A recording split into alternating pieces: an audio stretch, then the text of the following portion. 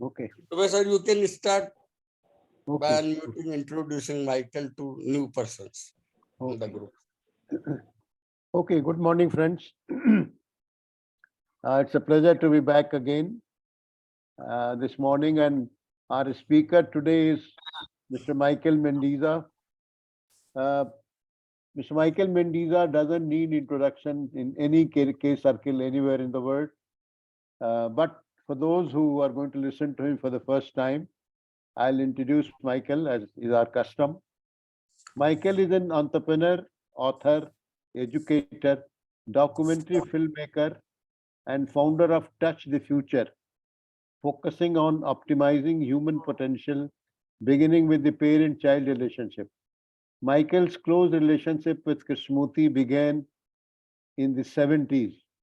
He directed the Challenge of Change, the first feature documentary on the life of Krishnaji, produced by Evelyn Blau, followed by a steady stream of projects, recording the public talks in the Oak Grove School, and a second film with a silent mind, Beyond Myth and Tradition, a collection of over 100 first generation interviews. The publication of the book, Flowering, drawing on the first generation interviews, a new and educational series also titled Unconditionally Free is being produced. I think it has been produced now. Michael is the author of Always Awakening, Buddha's Realization, Krishnamurti's Insight with Mr. Rinpoche Samdong, the first Prime Minister of Tibet in exile. Michael's close friendship and mentor relationship with Joseph Chilton Pierce began in the early 90s. He authored Magical Parent, Magical Child, The Art of Joyful Parenting with Joseph Chilton Pierce, and Astonishing Capacities and Self-Inflicted Limitations, a summary anthology of Pierce's collected insights. I think with this brief introduction, Michael is going to talk to us, inviting insight, very interesting theme. And I'll request Michael to speak for as long as he wants, but leave about 15-20 minutes for people to give their understanding or ask questions, whatever. So, Michael, I want to thank you on behalf of Indore Study Circle for being with us today. And I also want to express my gratitude to you for accepting our invitation to be with us today. So thanks a lot. Thank you. Michael, you can unmute yourself and begin. Thank you.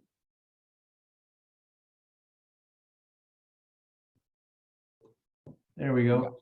Yeah. So you're quite welcome. It's always an adventure to share with a group that's as experienced and thoughtful as yours is. You know, it's a challenge to kind of raise to the bar. So it's a wonderful thing. Frankly, this theme of inviting insight, once I wrote the theme and sent it off to you, I realized that it can't be done. So there was a contradiction in the term of inviting it, right? So we'll go into that. But the theme of insight itself is as close to the center of all of what Kay is talking about. It's always there right behind the scenes, you see, because the vast majority of what Kay is talking about was more or less summarized in these documents that I sent you. The interview with David Bohm called The Limitations of Thought. 95% of Kay's discourses is really talking about the limitations of thought. And only a little bit did he hint at what happens when those limitations are not in your way. So, and that's where insight comes in, right? As soon as the limitations of thought evaporate, you've opened the door, or you've welcomed, or you have invited without the goal of inviting, you naturally invite insight. So it's a great thing. I remember working with David Bohm in his dialogue groups, and insight was kind of a tacit goal of the dialogue process. You've all seen David and Krishnaji talking and dialoguing, or Pupil dialoguing, and so on and so forth. So here they go, and the dialogue itself seemed to imply that they were going to see something or uncover something or whatever it is, and that's a fine process, but it doesn't necessarily lead to insight. I also shared with you a paper that Joseph Chilton Pearce did way back in the 90s. Joseph Pearce was a fascinating man. You probably don't know who he is, but I'll tell you just a brief story to get you started with what Joe's life was based on and what he was, because insight was central to much of his whole life's work. That's why I included it in the paper. So when he was in his mid-20s, he was in Southern California studying, and he was at a bar after school at the university, and he was talking with his buddies, and he was smoking a cigarette. Pall Malls is the brand of the cigarettes that he was smoking.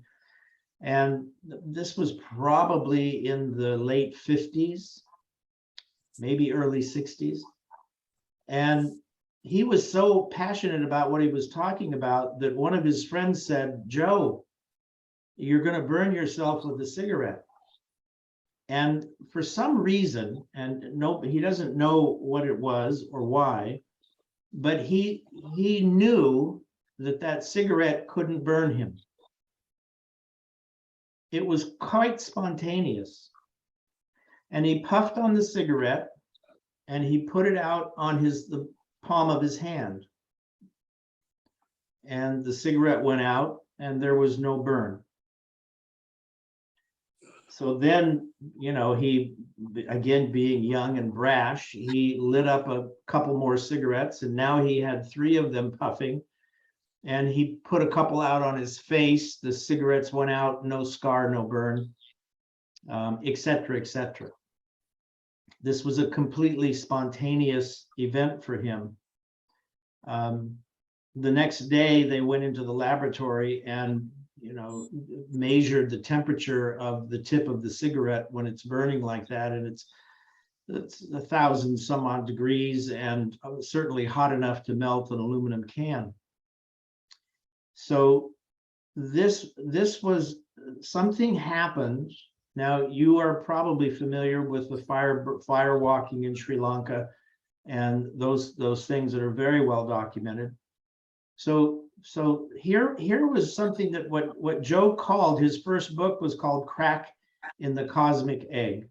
And the cosmic egg is a Vedic image for what we consider to be our identity and our whole reality construct. Identity and reality being part of the same structure. Because within that structure, within the knowledge structure, fire burns. But something happened, and there was a gap in that knowledge reality framework, and fire did not burn. Now, what I'm going to say in a very simple sense, and what Joe spent 50 years exploring, is that what happened was insight. And he wrote a book, his first book. It took him 12 years to write.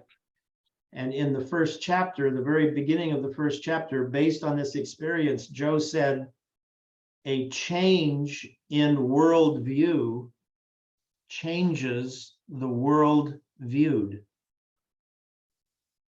And basically what he's identifying is an ontological, which means creation, an active force that changes creation. So, and again, the history of India and there's all kinds of the fakers and all kinds of things that have gone on in your culture for centuries that hint at these kinds of phenomena.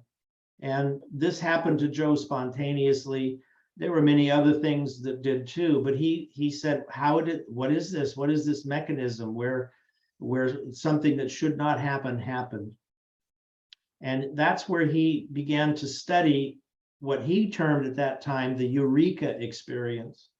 And he documented Einstein, and there were many scientists, many scientific discoveries occurred in this gap where the scientist was working on a problem, they were trying to figure it out, doing everything they could. Then finally they gave up. They said, I'm done, I can't figure it out. They would go out in the afternoon where they were totally relaxed.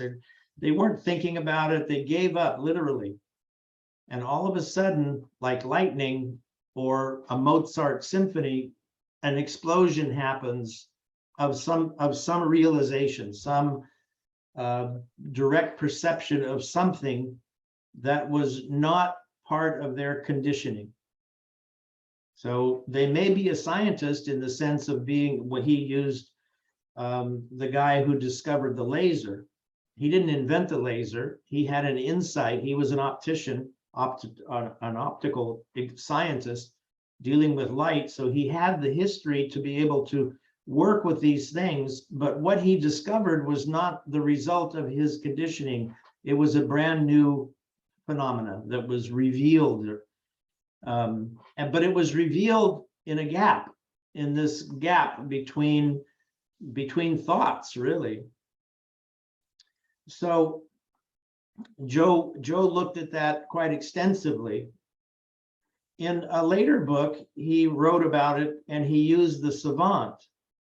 Now, a savant is somebody with a very low IQ, but is able to pluck knowledge or facts out of the ether that this person has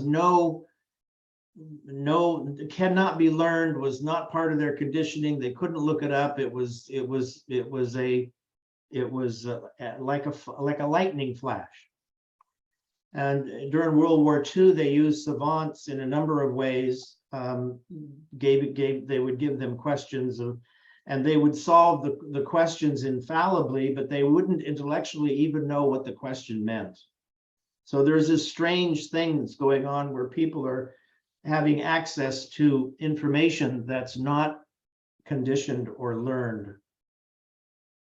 So with that kind of as a very beginning, let me share my screen and play a little clip with Krishnaji, which is one of my favorites because it's so precise, and he makes a few statements here that will serve us well. So let me see what we've got here.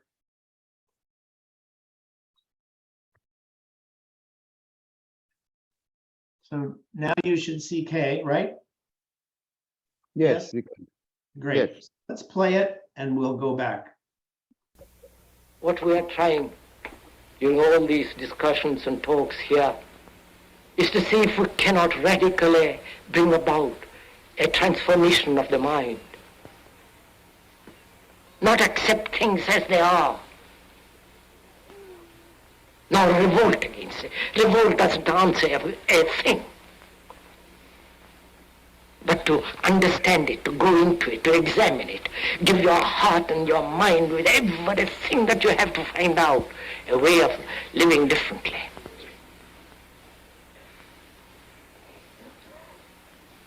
But depends on you and not somebody else. Because in this there is no teacher, no pupil. There is no leader. There is no guru. There is no master, no savior. You yourself are the teacher and the pupil, you are the master, you are the guru, you are the leader, you are everything.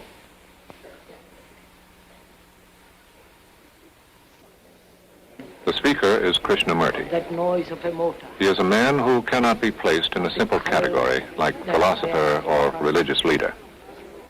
He is, however, one of the more challenging and creative men of our time.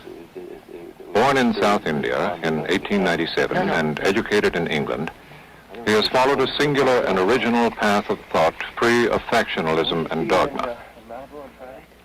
This is the first of 8 half-hour programs, and the first time that Krishnamurti has allowed his talks and private conversations to be filmed.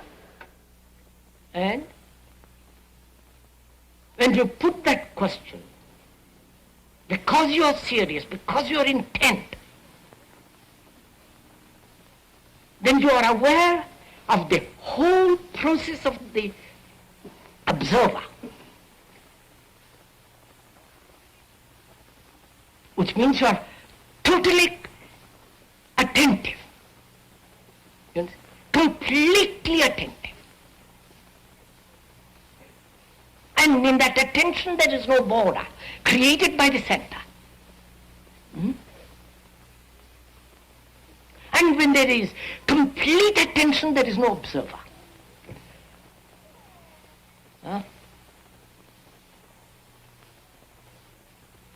The observer comes into being only when in that look there is inattention, which is distraction. We have put away the observer, and therefore there is attention from it lasts a second. That's good enough. Don't be greedy to have more. In that greed to have more, you've already created the center. And then you're caught. In that attention, there is no seeking at all. And therefore there is no effort. So the mind becomes extraordinarily alert, active, silent. Such a mind is the religious mind. And such a mind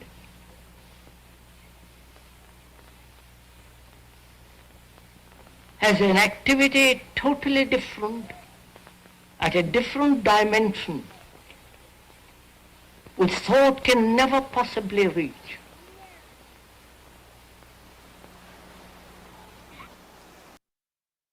In front of my eyes, I cannot see the sun. Yes, sir. That was the plan that everything was. So we're back. Now, this clip is one of the most distilled. I love this clip because it is so distilled. So first of all, he's saying he said, when you give attention and you're observing directly, you become aware of the whole movement of thought. Implied in that statement is that there's a quality of mind where thought is not active. He calls it silence. The Buddhist tradition calls it emptiness. There may be oneness. I don't know. There's probably other words for it. But we have two states. We have a state that is pure attention without being any distortion, ripples in it caused by conditioned memory and symbolic thinking. And we have a mind that is filled with mental images, ideas, concepts, opinions, beliefs, practices, scriptures, formulas, etc., methods. We have so now we have two different states. And attention, as he said, when you give complete attention, thought is absent. He used the word in his phrase, he said, there's no observer. With complete attention, there's no observer. Now, in order to have an observer, which is really quite interesting, because gathering attention is obviously critically important. I have other clips where he goes into that very, very clearly. So cultivating the capacity to give complete attention is at the root of everything that Kay is talking about. With complete attention, there is no observer. With complete attention, there is no thinking. There's no search, as he said. There's no becoming. There's no quest. There's no objective. He uses the phrase choiceless awareness to describe this state that is empty of thought and its quest, its focus, its need to define and control. So with complete attention, there's no observer, there's no thought. This is a key to really understanding all 250,000 of Christian G's printed pages. And it has to do with this quality of attention that is empty or silent of conditioned memory and thought. Now, the paper that I sent you, which was David Bone, well, both of them actually. One was the conversation that I had with David called The Limitations of Thought. And David basically was talking about the thought process as what he called thought as a system. He published a book basically on this discourse called Thought as a System. So thought has its place.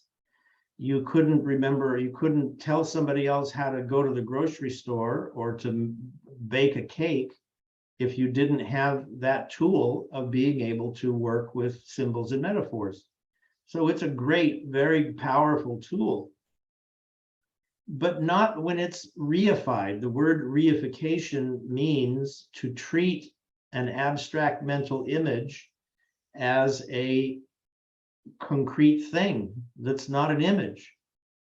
So there's an inherent fallacy or delusion or self-deception whenever we reify a thought. And the biggest self-deception is having an ego, having an identity as an image that we think is a thing. Oh, you hurt my feelings. I'm a Buddhist. I'm a Republican. I'm a Catholic. Whatever those, whatever your methods are, I'm whatever. And if you're a Buddhist, well, then all of the practices that go along with, the bells and the chants and the whole thing. This was all the methods become part of one's identity as well. All of that is the normal functioning of thought, except it's got this big self-deception in it, because all of that is really just a mental image. David was really quite profound in how deeply he looked at thought as a system. And in one of his publications, he described the essence of thought as pure play. Pure, just play. Thought is play. It's theater. Actually, the word illusion, delusion, and collusion all come from a Latin root have the same root, which is relating to theater. So basically, we have this theater, which is our capacity to imagine, And we mistreat it. We treat it as though I'm really a Buddhist. I am a Buddhist, or I am a Republican. And we have fought wars and blow things up, and we've done this all the caste system, all of the racism, all of those isms, nationalism, all of those are actually just mental images that we misrepresent to ourselves, and we treat it as though it's a real thing rather than as an image, mental image. So this is basically a very quick summary of 95% of what Kay was talking about was the limitations of thought and how we misuse it, et cetera, et cetera. Implicit in all of that, of course, is this other state in which thought is not active. And now, so let me share my screen, because I want to show you an image that was part of the email that I sent you this morning. And let's see if we can do this. This one. And we'll share it. All right, so this was in the paper that I sent, but I didn't come out through the email. But basically, this was part of the little essay. And what we're trying to show you here is that, you know, we have 2 million years of human evolution, discovering the fire, then we keep going and going and going. And finally, way down here on this little ribbon, we see Stonehenge, 2000 BC. And then this other red dot here, we have the mechanical clock in 1500. Let's see if I can bring this. Okay, so now what I want to do is what you're looking at here. This is the 1500 end of that ribbon. And the mechanical clock is here. So this is a crossover. So we've zoomed in on that ribbon, and we're just looking at the last few thousand years. But as you see, as we keep going, the rate of change accelerates dramatically. And, you know, we're way up here now, actually, we're way up here. So the world that has been generated by thought is expressed in this rate of change, how things are changing. And you can see that the world, you can just look around, and you know, certainly Kay talked about this at length, but implicit in the silent mind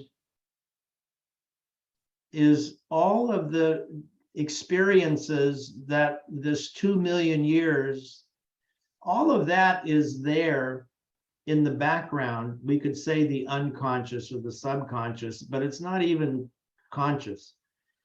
It's not only our genetic history, but just like the savant, in addition, there is all the knowledge that's ever been is out there floating in the ether, they used to call it, as fields of knowledge, fields of information, or fields of knowing. So when the scientist was able to discover the laser, he basically saw something. He saw something that it wasn't in nature, and it was never done before in human experience, but he saw it. Einstein saw similar kinds of things. It flashes where there's something that happens in the brain that something new is revealed. Mozart is quite another good example of his compositions were delivered to him in a savant-like way.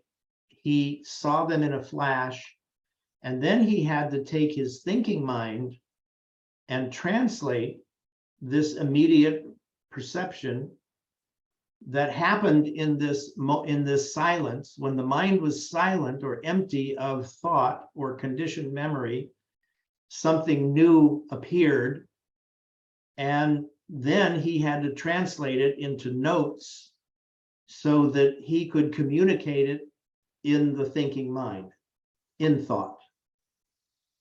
right? So the little clip that I showed you of K, basically he is saying that with complete attention, the mind is silent. It's empty, it's silent. And in that silence is when insight happens. It doesn't happen when you're chasing it or thinking about it or working on it or trying to figure it out or using your thought process to be able to get to it. The state of the mind is stuck within its own squirrel cage, chasing its own tail, and it can come up with things like a better tire or a different recipe for a cake, or it can certainly manipulate things quite well, as we do. But that isn't insight. Insight is another dimension where something unconditioned is realized. And basically, if you look at Kay's life, Kay lived in a savant-like state. There was no, his intellect was not on, was not active. He was simply being fully present, immediately present, observing. And as he observed, that whole ribbon, the 2 million years of ribbon and much more, becomes available because it's not being blocked by the limitations of thought. And, you know, Bohm, in the paper, there were 2 papers that I sent to you that David wrote, or that were not he wrote, but in the conversations.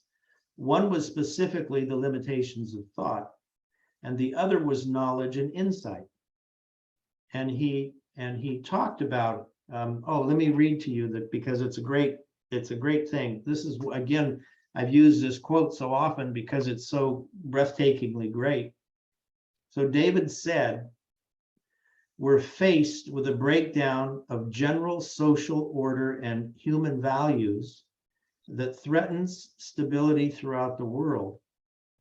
Existing knowledge cannot meet this challenge. Something much deeper is needed, a completely new approach.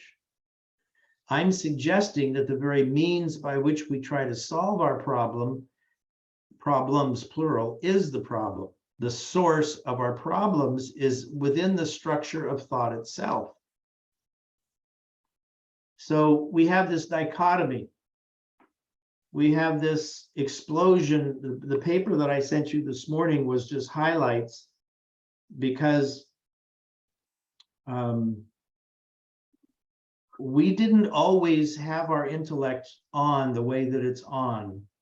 In the same way that that curve was going up on the second graph, you could say that is how the thought process is churning, is busy.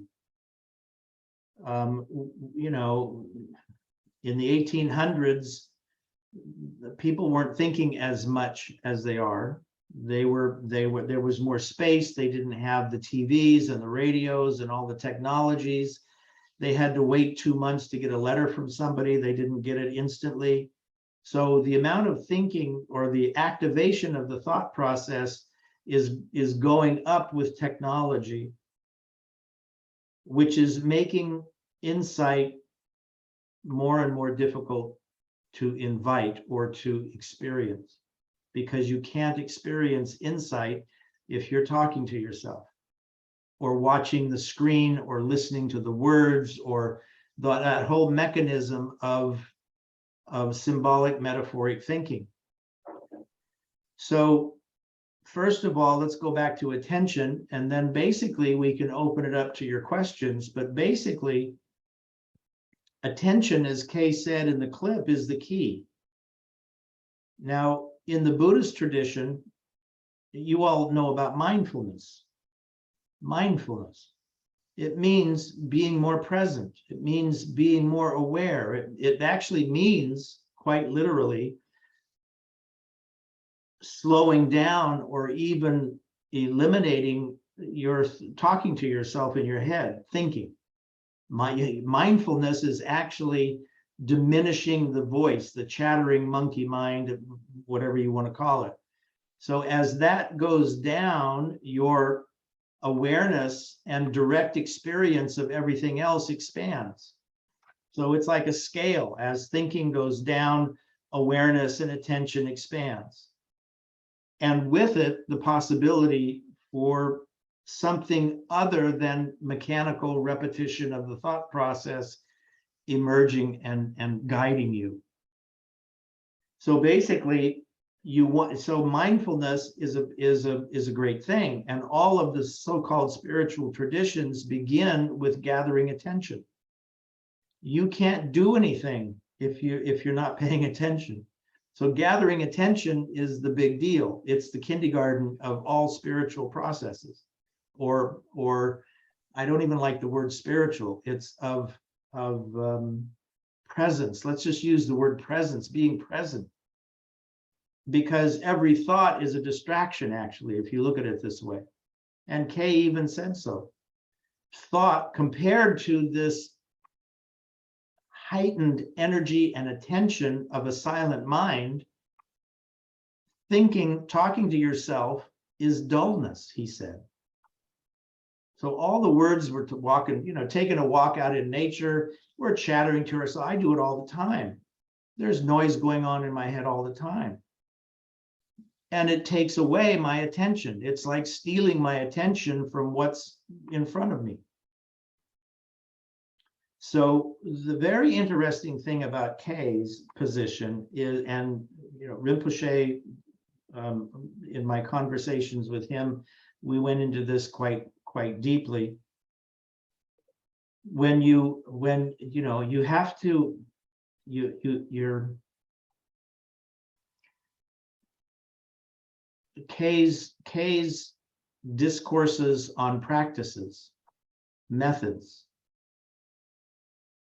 As he said in this little clip, with complete attention, there's no searching at all. There's no grasping. There's no seeking, nothing to gain, right? Because all of those things, in order for any of those activities to happen, you have to take a percentage of your attention, 100%. He said complete attention. In order for you to have a goal, or even a witness, what he calls the observer, in order to have the observer, that requires attention.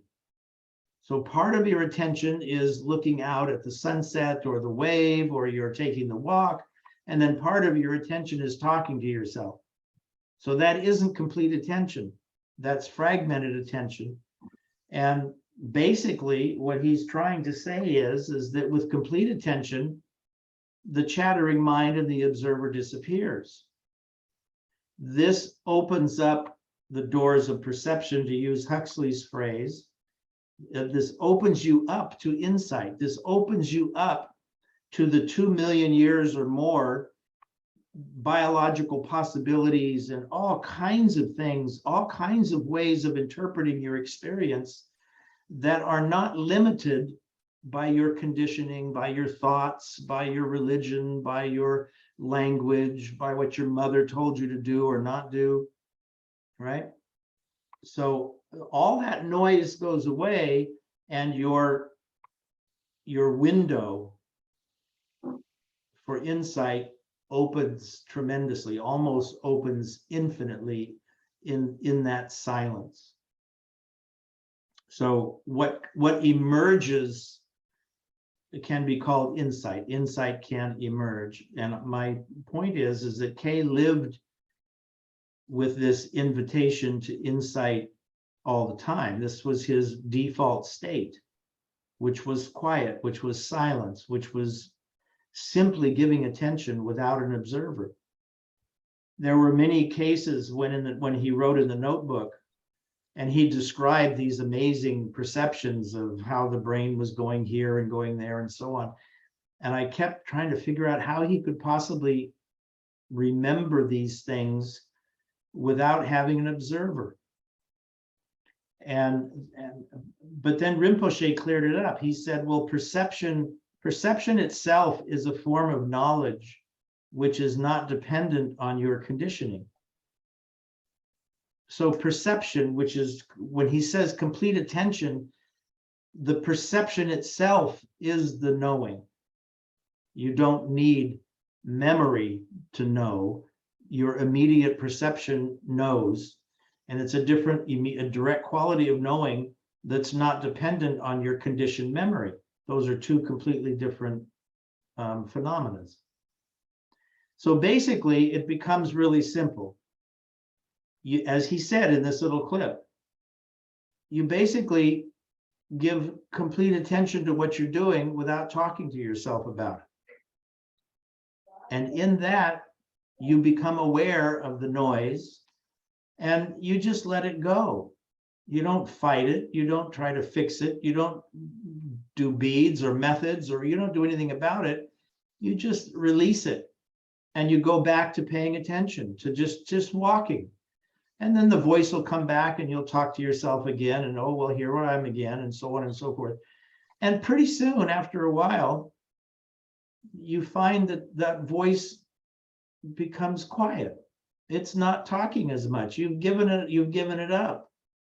You've given up your search. You've given up your need to get better. You've given up the quest. You've given up the method. You've given up becoming something better than you are. All of that disappears when you're giving complete attention. And what you then see can be called insight. So with that as an overview, I hope that you read some of this material and have questions, and I'm happy to dig into them as best I can. Thank you, Michael. Thanks a lot for telling the basics of Krishnamurti's teachings. And it was indeed very, very interesting, very insightful. Before I take up questions, may I request Dr. Gajanan Rao, sir, would you like to say something before I ask Harshad Bhai and Dr. Pradeep Verma? Please unmute yourself. Unmute, sir.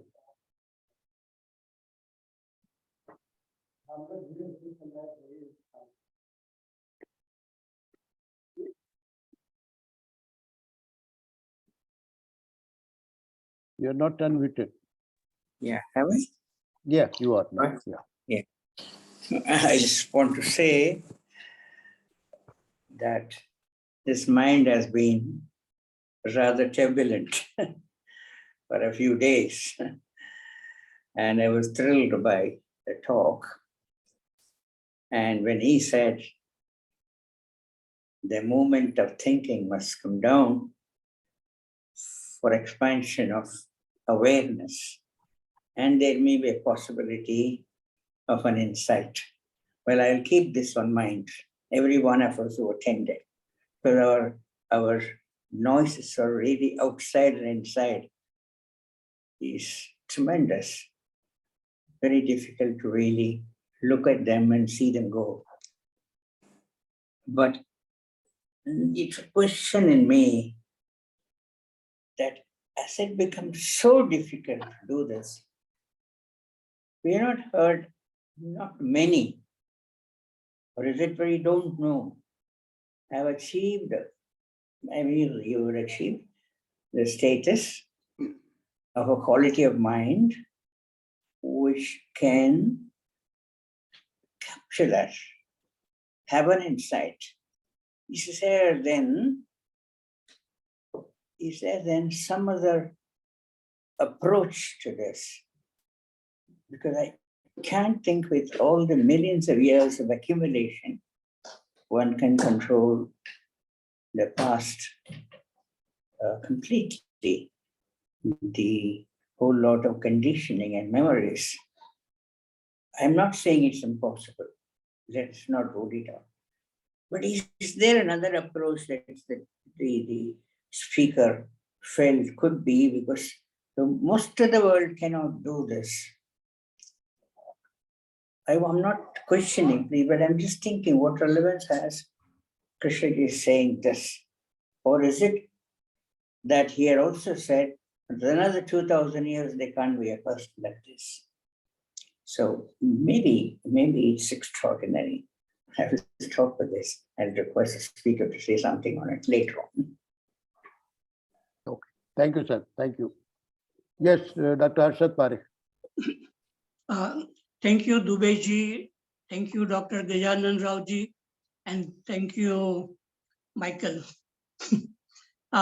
You have explained very well this topic of insight, but we are using many words to explain, and also Krishna ji using many words. But what is behind the word? When we become very, very curious to see what is happening within us, like we go through many problems in our daily life, like conflict with people or fear or jealousy or anger. And when we become very curious to look inside how this is happening, then there's a possibility of coming to that insight. But what happens generally, that when we go to school and we learn many languages and many subjects, and we gather a lot of information about the world which is outside, but we give very little attention to what is happening within us. So if you ask a student, make a project on insight, then that student will go to Google and find out what different people have said about insight, and he will gather all the information, put it in a proper order, and will produce a project on insight, but without having the insight. So this is what happens, that even after reading Krishna ji or listening to him for many years, we gather a lot of information about the teachings of Krishnamurti, but we don't really look inward and see that what he says is really true. And when we are able to look, not reading so much, not reading many different authors, different teachings, but just Krishna ji's teachings a little bit, and then look within to see how our thoughts are going on within us. And when I try to do it really after reading Krishna ji, then my mind really stopped, because this thing which we call I or me or self, it comes from thinking. But apart from thinking, there is another faculty which is within us, but it is blocked, it is not awakened. But when that awareness or attention is awakened, then we can really see everything very clearly. Even when the anger is arising within us or a conflict, we can see how it is arising. So in our education, when we ask this kind of question, whether can you pick up the beginning of a thought, or what is boredom, or what is jealousy, what is anger, how have you observed this in your daily life when it is arising, and not collecting information about anger. So when a student becomes very, very sensitive and looks inward, then this new way of looking, attention without the observer, comes into existence, and then it begins to change the quality of the brain. And then we begin to look even at the outside world, like trees and people and everything, nature, in a different way. So the whole thing it depends whether we can come out from this normal plane of thinking and feeling, because I consider thinking and feeling is like a flat plane, and we are in that plane, flat plane of thinking and feeling. We cannot see the whole of it. But only when we come out from this flat plane, or if it happens that there is a coming out and then looking downward at this plane of thinking and feeling, then whatever we read Krishnamurti, we would say, yes, what he says is quite obvious. So it is not about understanding Krishnamurti's teachings, but understanding ourselves as we are in our daily life of activities and relationship. So this is what I learned from Krishnaji immediately after reading the first book, when he said that the thought creates the thinker, and then thinker tries to change thought. And in this duality of thinker and thought, there all our psychological problems exist. So it was a very strange statement, and I became very silent to look at it. And yes, there is no such thing as I or me in such an observation. So I think the Western philosophy has gone into Descartes, I think, therefore I am. So Descartes has given the importance of thinking and the existence of I coming from thinking.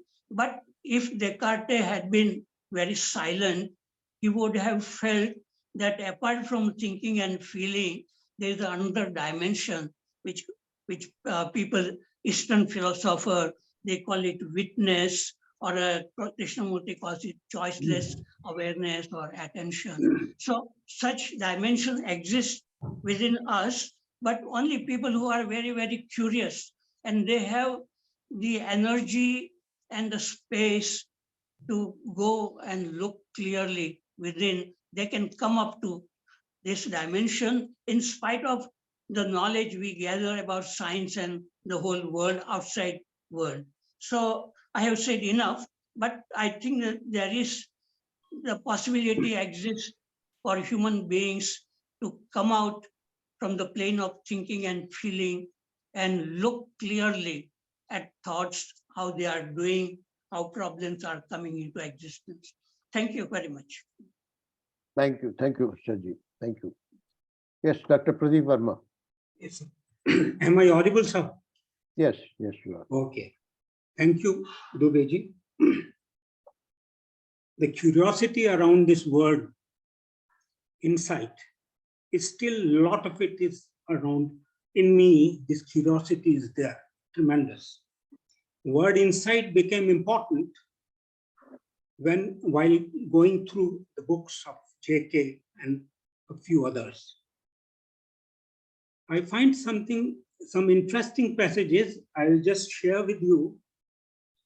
All psychic experiences as they arise have to be put aside, for they become obstacles to insight, which alone frees man from duality and the bondage of time and the past.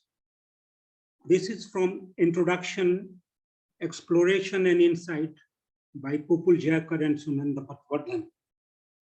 Then another interesting passage I will read from Awakening, Always Awakening by Mendizza. When he asked about this to Samdong Rinpoche, about insight and realization, so I have to say, this is Samdong, so I have to say very clearly and unambiguously that I am not a realized person. I have not achieved transcendent insight or choiceless awareness. However, we might describe it, but we have moments of insight or sudden direct understanding of what insight is and how it is achieved. We just have rough knowledge where to look. So this was very interesting in that book. Then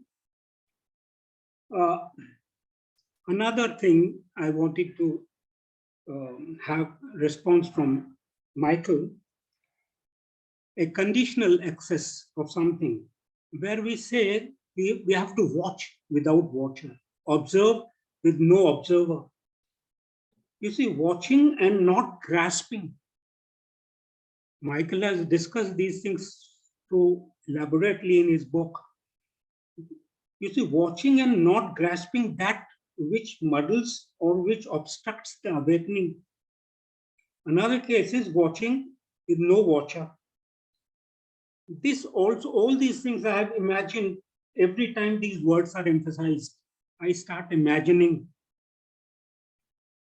Who can understand better than you, Michael? Images that are frozen and then converted into digital movements to share with friends. You see, regarding newness and freshness, in a kaleidoscope, the same piece of colored glasses in various combinations enthrall us with every turn. So let's forget about my knowledge or somebody's knowledge or experiences, everything what we call conditioning. Let us together see what is this very moment. Relativity talking of absolute as concepts with definite words, a dense conceptual world stuffed with knowledge. Are we still inviting for the so-called insight, waiting for the Godot, impersonal energy who will respond to our invitation? This is all I have to share with you. Thank you very much, friends, giving me enough time. Thank you. Thank you. I'll be happy if Michael, whenever he feels like, or if he feels like, he can respond. If I may, because we've got several cards on the table, and it's always good to try to deal with them discreetly. I'll work backwards if I can, but you might have to help me remember what the themes were in the earlier questions. Let me tell you a little personal story, because my appreciation of what it means to just pay attention. I'm not trying to be realized. I'm not trying to do anything. I just need to pay attention, right? So I was quite dyslexic as a child, which meant that reading and numbers and letters were very difficult for me. And my brain didn't distill, and reading became easier until high school, till I was in my late teens or even early 20s. Now, I even had a difficulty because of the humiliation of not performing very well with language, because that's mostly what schooling is all about. Spelling, punctuation, all that stuff, right? So I was mortified as a child going to school, because it was a public humiliation exercise every day, because I was in the dumb reading group. I knew that I wasn't going to perform well. The spelling bee, which is to stand up and the whole class spells the words, and when you don't get it right, you sit down. I was always the first one to sit down with the easiest words. So even reading a birthday card I couldn't do it, because the anxiety that I would have for all of this humiliation. And now here I am again in this moment of having to perform and read this card in front of people. And it was horrible. I used to walk home from elementary school with tears regularly, because it was such a horrible thing. Now, with that background, I also became somehow had to give public speaking. I had to speak in public. And public speaking became an issue. Because of course, you know, you want to write out what you're going to talk about, and then you have to read the script, and so all of that was rather painful for me. And what I discovered, and this was not through Krishnaji, but it was a self-discovery, was that all I had to do, if I was anxious about something, that anxiety was really being triggered by past events, but I'm remembering those things. I'm thinking about them. So I am reincarnating the past humiliation in the present moment, and then trying to overcome that and talk, you know, give the talk.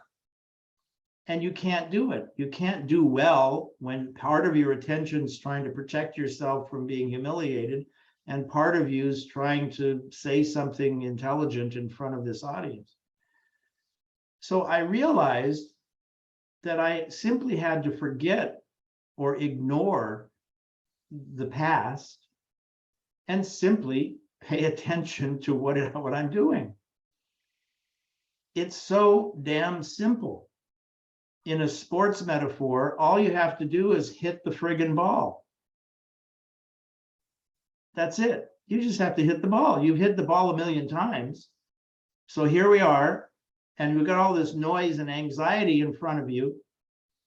But no, I mean, basically, that's all this. It's the most dramatic example of this chattering mind and the confusion and the distraction and the mess that we create for ourselves, and how it interferes with learning and performance. So based on my personal experience, I realized that, you know, if I'm standing in front of 500 people giving a talk at a big conference, and if I start to get nervous and think about how well I'm going to be doing, obviously my attention is split. I'm thinking about worrying, which is creating more tension, and I have this job to do. So it's like stuttering. It's a mental form of stuttering, and I think this is actually the root cause of stuttering, frankly. But the solution is just forget about the past and just give all your attention to what you're doing at the moment. Just hit the ball. Just deliver the talk. And frankly, that worked for me. That became such a simple thing. Just pay attention to what you're doing and forget all the mental noise that you're causing yourself to worry about. Now, upon that, I spent a decade writing a book and researching what athletes call the zone. Now, you've heard the phrase. This is this psychological state where athletes are able to perform at their highest level. And the research community calls that state flow. And they've written about it, the psychology of optimum experience. And there is what's called original play, authentic play, not soccer, which is a cultural competitive thing. That's not play. Competition is not play. Play is when the kid's building the castle and he's trying to see how high it can go, and it falls down and he laughs, and then he keeps building it again. So play has no failure in it. There's no possibility of failure in play. There's no possibility of failure in the zone. So what is it? It's giving complete attention to what you're doing, which is exactly what Kay is talking about. Just pay attention to what you're doing and forget, just pay attention. That's it. It's so damn simple. I'm sorry, but that's it. Just pay attention. So, the memory is going to come up. You'll be distracted by the memory, and you recognize it as such. This is where your experience comes in. And you say, thank you, thought. That's a nice distraction. I've got better things to do. And you basically go back to what you're doing and you give complete attention to what it is. You can be singing or baking a cake, or you could be making love, you could be rowing a boat, you could be skiing, you're driving a car, any of these things. You just bring your attention back. You just say thank you very much, and you bring it back, and pretty soon you'll find that you don't have to do it. It just happens. And this habit of getting in our way disappears. And as that disappears, as I said, the scales tip. So when you're thinking, you're really looking inward. You're looking at the theater of the mind. You're not paying attention to who you're with. You're not really listening, as Kay said. You're not really observing. You're talking to yourself. And that's grabbing your attention and gobbling it up. Now, when you stop doing that, all that attention that's usually gobbled up and held by those mental images is released. All that attention that goes into worrying and to thinking and to projecting and all of that gets released when you give complete attention. So now you have tons more attention to be present with what it is that you're doing. And what you're doing speaks to you in insight. The moment speaks to you. Every moment speaks to you, and your response is not coming from your worries and your conditioning. Your response is coming from this much bigger pool. Yeah. And your response is going to be much more appropriate, much deeper, much bigger, much more appropriate, more compassion, more sense of mutuality, of caring about the other, of empathy. You're bringing all of these other experiences. Another way of accessing this is to realize that your emotional center, the limbic brain, the midbrain, is where your empathy comes from. It's where your compassion comes from. What you call feelings. So all of the feelings that you have, your affection, your care, your empathy, those are not thoughts. They're a different order of response. And thought can talk about empathy, but thought is not empathy. So when thought is quiet, your empathy naturally gets bigger, and your care gets bigger, your sensitivity gets bigger. All these attributes that Kay talked about naturally get bigger when the distraction of talking to yourself diminishes. And I think that the wonderful thing, so you start with mindfulness, you say, well, I want to pay more attention. And so obviously there's probably an observer there, because you're talking to yourself saying, I'm going to be more attentive. So you've given yourself that hypnotic suggestion, but you say, fine, but then you let it go. And with complete attention, that observer disappears. That chattering noise is not there. And at that point, the game changes.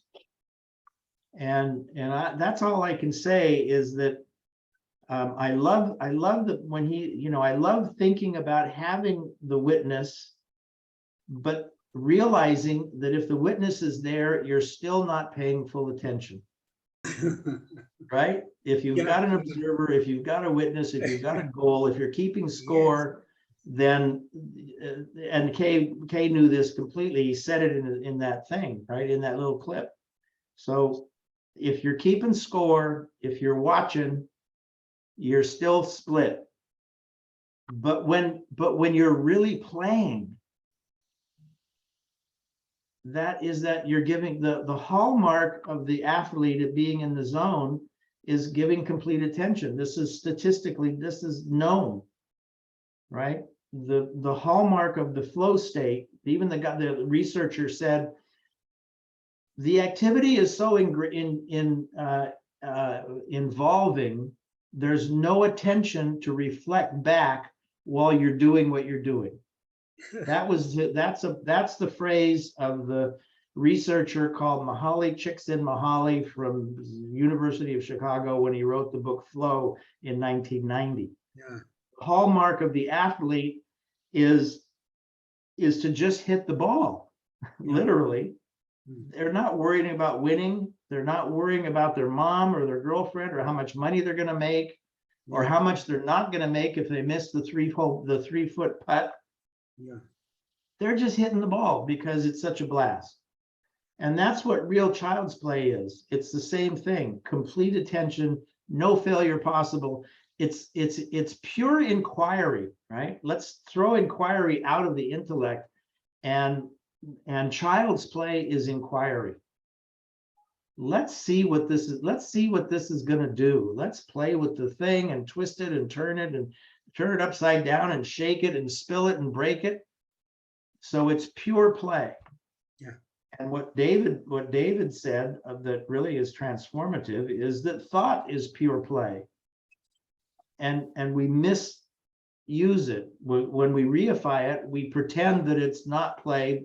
We pretend we play. His words was, we play falsely with play, right? We play falsely with what we're doing. That's where self-deception comes in. So at any rate, I'm just going to say, instead of making it hard, right? It's so hard to do. It's not hard to do. Is having empathy hard to do? No, it's spontaneous. You see it. The person's hurt, or they're in love, or they're laughing, and you see what it is, and they're having such a joyful experience, and you have that empathy. You're not thinking, your thoughts didn't create that empathy. It happened spontaneously. So we could say in this regard, enlightenment happens spontaneously. You don't have to do anything. Thank you, Michael. Thank you. Thank you. Thank you, Mike. You're welcome. Thank you. Yes, Mr. Shankar, please go ahead. No, I think before me, Mr. Shiva Kumar was there. I think he's supposed to ask this question. Can I come in? Shiva Kumar? Yeah. Yeah. Yes, please. Yeah. Very, very interesting talk, where the entire talk was focused on the core of what K talks, right? One important point that came out, the perception itself is knowing. That's a wonderful thing, without linking to conditioning, okay? The perception is never linked to condition. But Yes. perception itself has its knowing. That's a very, very beautiful point. But somewhere, Thank you, when thank you, Rinpoche. This was not me. This is yes, I know. Yeah, right? right. This is, he said, perception is the perception. It's perception. Perceiving is its own form of knowing. True, right. At the same time, even when you mentioned, what Kay said, even a second of is good enough. Don't be greedy. Don't be greedy. Then the center doesn't come in, right? So somewhere, the whole of life is in this moment. And you also said, the moment speaks. That's what recently you spoke. Okay. So can one be with that? Not go further. Somewhere, though, they used insight and we spoke about insight here. Somehow, the thought tries to capture that. Is there some kind of experiences, as Dr. Pradeep was talking about, all the psychic experiences, to keep aside. Somewhere, there is a tendency to see that, the insight is some kind of, psychic experience. The chances are there. It's not that, but somewhere I try to aspire. Or as Gajanan said, K said, this kind of mind doesn't come, for the next 2000 years. Or, unless there's a complete transformation, complete mutation of the brain cells, you can't see. Some of these statements, this thought tries to hang to it and tries to, somewhere, it develops the kind of thinking in those points, right? So even like a very simple, like, when we talk about insight, what Krishnamurti said, like, I just asked ChatGPT what according to Krishnamurti's insight. If I I'll take 2 seconds to read out. Krishnamurti believed that insight was not something that could be acquired through knowledge or intellectual understanding, but rather it was a direct perception that arises when the mind is free from all forms of conditioning and distraction. He encouraged people to cultivate a state of inner stillness and clarity, which should allow them they truly are without distortion or bias. In summary, for Jiddu Krishnamurti, insight is the ability to perceive reality as it is. Perceive reality as it is, unencumbered by preconception and biases, and it arises from a state of deep self-awareness and inner clarity. So even like, Harshad made us see, like, asking somebody to write an essay on insight or thing. Today, we just have to type a sentence, like, and ChatGPT or things like, throws out the things. Okay, I just read out. But this insight aspect, like, once we have an insight, probably, like, the brain goes back to, like, 3 million years and tries to, like, speak out from that. Somewhere, like, this kind of things, it might be true. I'm not saying it's true or not true. I certainly don't have any experience of that sort. But then somewhere this thought, tries to capture that, in this kind of movement, the chances are the insights keep coming. Then, we try to, give a kind of explanation to that insight. Oh, is it that what the other day the person was talking about? Oh, now I had that insight. So this kind of thought process are encouraged when we discuss more about insight. I feel like, just like, stopping there, like, just being at the perception level, moment to moment, and like, as cases like, present, past, future is in now. Just moment, like, just be with that. That's what I want to say. Yeah, thank you. Thank you. Thank you. Yeah, let me, again, I think we have this habit of making things much more complicated than they are. The baby is living in insight in a way, right? When the baby learns to walk, they do it spontaneously. We may nudge a little bit or point, but they're not using their intellect. They're not using thought as we're talking about it to learn how to walk. And yet the baby getting up and walking is one of the most complicated things he or she will ever learn. Now let's make it even a little bit more complicated. By age 18 months, they're already starting to figure out spoken language. They're not learning their spoken language by reading a book or taking a test or having us coach or train or schooling. They're living in insight, and that living in insight basically allows them to do these two tasks that are probably the most complicated tasks they're going to do in their whole life, literally, in terms of complexity and so on and so forth. They're not doing it with their intellect or thought as we're talking about it, conditioned memory. They're playing, actually. They're playing. They're living in this very attentive.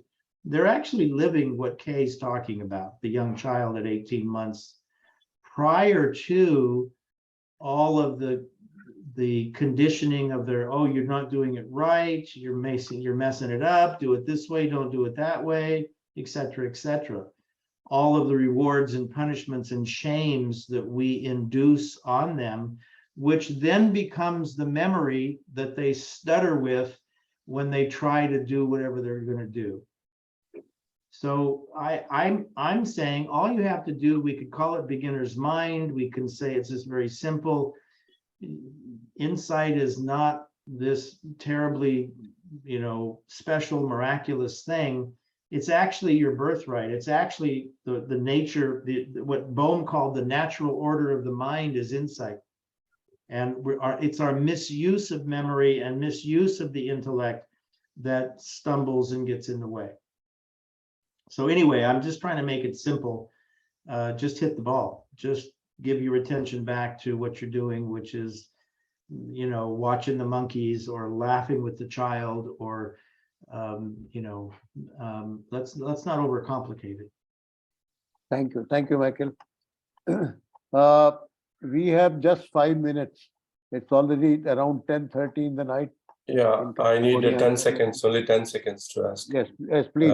I'll request everyone to be very, very brief, please. I'm feeling very shameful here because, see, there are many people in the queue, standing in the queue. Like you are inside the toilet and there's a queue outside and you have no sensitivity for the people standing outside. And you are sitting inside watching your phone for half an hour. Same like that, here many people are sitting in the queue to talk, to ask their questions. And people are talking instead of asking their question. It's very insensitive. We are not at all reading Krishnamurti. It's only time pass we are doing all these years. So my questions are already answered. My question is already answered by Mr. Michael that it's all only a play, illusion and everything. Thank you. I have no other questions. Thank you. Thank you. Yes, Prasad sir. Sir, I won't take much time, but my problem is there anything like insight at all? I understand understanding. We understand or we don't understand, or we have a deeper understanding. Like Krishnaji said, I think he said, there is no subconscious. You don't divide the mind into conscious and the unconscious or subconscious, etc. These categories are not there. Like that, for me, there is only understanding or no understanding. What is this insight in between? This is only a categorization. When the mind is quiet, it understands. When the mind is free of all those things like the self, as Krishnaji says, when the self is not there, what is the self? The self, you understand the self, or you don't understand self. As Anandji, I think, was saying, you keep on talking, you don't understand, you don't even notice the other people in the queue. That is self. If you can understand the self,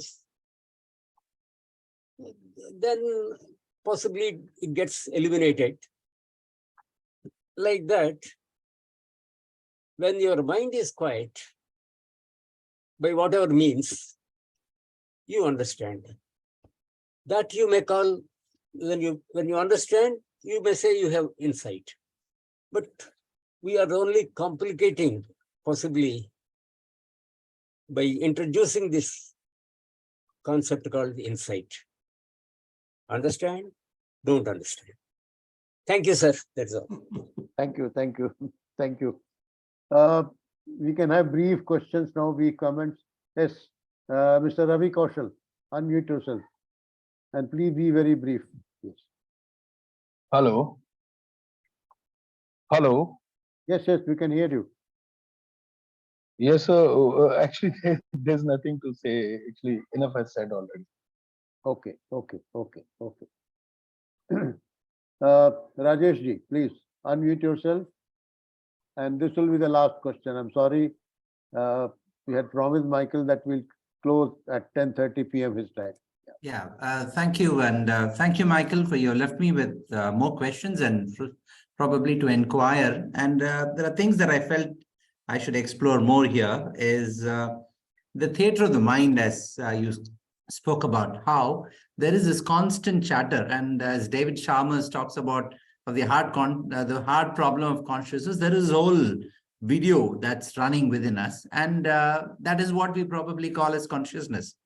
And I think, is it the question, I would say that for me as a takeaway here is it possible for us to watch it and probably slow the movie, as they say? And as a person who's got a background in biology, it's something that I wanted to ask you if you have the time, Michael, is that what is the fundamental difference between a human consciousness, where there is this movie going on inside, and something like a non-human consciousness, say, for example, an animal, or even a very young child? is that a state? Because and the reason I think most of us love watching animals is because they are in the moment. They're not anywhere else. They don't have this concept of time. There's no anxiety. And as an educator and as a background biology, I'm fascinated by how we all love watching children and love watching animals. Is it because of the certain pure state of consciousness that they live in? That's about it, sir. Thank you. Yeah, so very briefly, and it's a fine question. It's a wonderful place to go because it's the brain evolved. So we'll talk about the brain, but basically, the one of the unique qualities that defines a brain is that it creates resonant representations or mental images of its slice of the whole, of the totality. So we have our sensory motor brain and we have our senses, which are sensitive to the external world. And we have sight and touch and taste and the various senses. Each one of those senses actually creates a mental image. What we think of is with the brain, when we think of heat or being burnt, of course it's pain, but basically each sense is a form of image in the brain, and it corresponds ideally with reality, with what's out there. So there's a correspondence. So that's how you're able to move through the environment, whether you're a single-celled animal or not. Your ability to move through the environment is because your brain is creating an image of what you're encountering. You're not seeing, your eyes don't see like a camera. It brings in sensation and converts those stimulus into an image of that we call vision. But what we're actually seeing is a mental representation, resonant representation. We're not seeing like out through a porthole. So now we have the limbic brain, so that brain was there for a long time, millions of years. And then grew the mammalian brain. And the mammalian brain, actually, we grew spindles, we grew sensors to the interior. The sensory motor brain only has sensors on the exterior. So the sensory motor brain doesn't have what we call feelings. The feeling brain, or the limbic brain, is monitoring how we are responding to the external. So now you have two images simultaneously, and this is kind of going back to what is reality for the various species, because each species is going to have a composite image that's going to be fundamentally unique to that species. So all mammals have two brains. They have the sensory motor brain, and then they have the limbic brain. And then we have various degrees of neocortex, and the neocortex is the last evolutionary structure. Well, not really. We got the prefrontals that come after the neocortex, then the prefrontals, but also the heart. 60% of the cells of the heart are neurons, just like in your brain. So your heart is literally a brain, and it actually creates images, just like this brain does. So the whole brain system is an image-making structure, and each of the different orders of brain creates a different order of image. And the more you have, the more three-dimensional, or the richer and more complex the composite image is. So I was just listening to a colleague, and he was talking about the way that the brain and that the eyeballs relate to light, and he was talking about the way that the bees and the birds can know where to go, and the whales, go hundreds of thousands of miles, and they go straight. They don't go off. They know where they're going. And it's because of this fluid that they have and the way that the light is relating to it, which helps them to navigate. And he was saying that human beings have the same chemicals that the whales do. So we have these capacities, these amazing capacities that allow the whales and the animals to fly thousands of miles and know where they're going, et cetera, et cetera. But we're so busy and distracted by our mental images created by thought and language and words, by our symbols and metaphors, that we don't pay any attention to all of the other innate capacities that we have.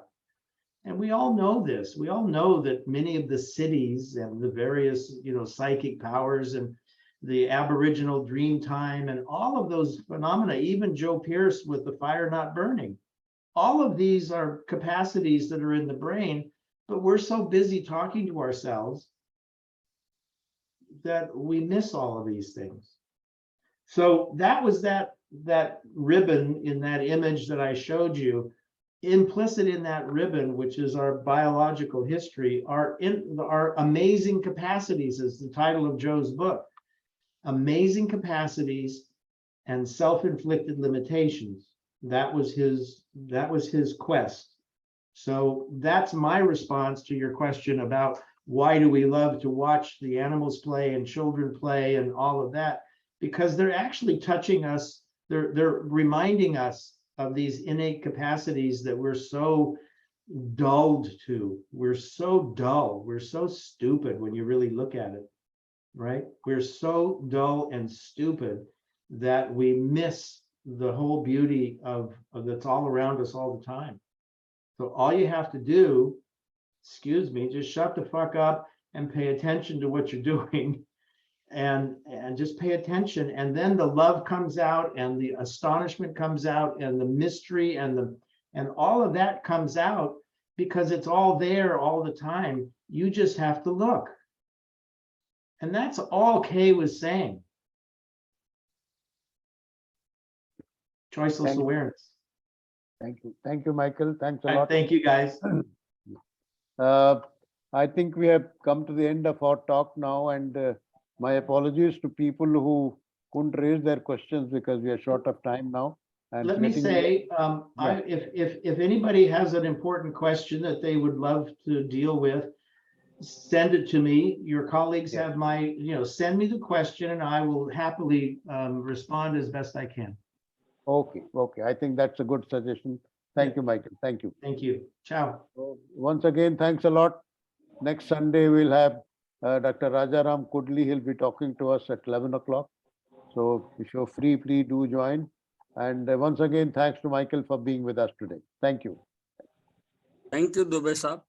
Thank you. Modak, now you can end it.